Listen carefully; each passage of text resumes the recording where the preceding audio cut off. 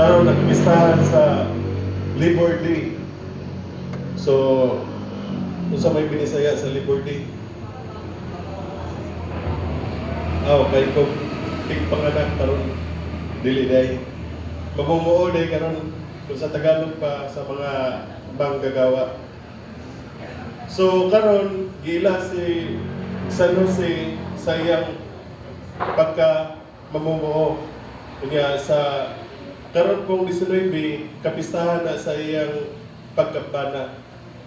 So manang duhang pista. So diri sa kapistahan ni San Jose, siya wala kani siya nadungog sa atong kuan or mabasa sa pulong sa Biblia. Hilom ra kayud siya, pero sa iyang kahilom nahimo siyang faithful husband of Mary and father to Jesus.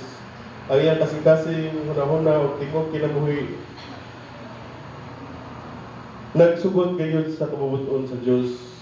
So parehang nato para sa ako, usa ako ka maggagawa kay nagtrabaho ako.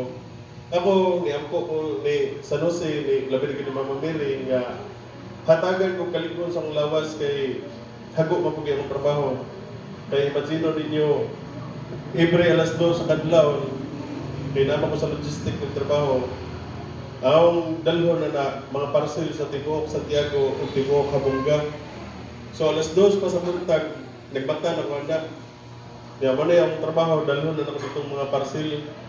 So ako every morning o kada katulog na ko mangayon ko gigong kusog nga makamata ko ugma na ko kusog kay para karon nakalitan ko ba kay nakatuog mo ko kay siyempre alas 2 kas kadlaw niya makauli ka dis ka bagbaran alauna alas 2 so kapoy ni kay lawas nakatuog ko niya nakadumdum ko ani mo tos growing day yung katong last Sunday nga apil po si Brother Baldo nga yung misis nga karon lagi ng kuan Domingo karon nga karon hapon na hapit siguro kalimot yun.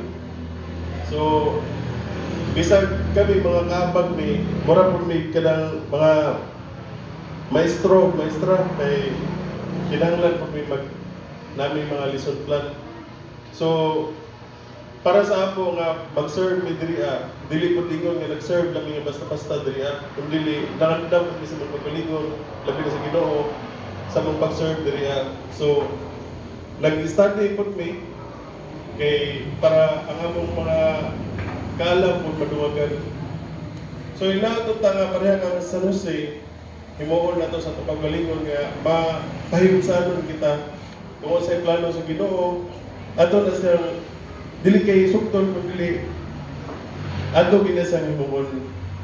Si San Jose patron sa mga manggagawa, ama ng tahanan, katarungan, panlipunan at mayapang kamatayan. Itinatag noong Mayo 1, 1955 upang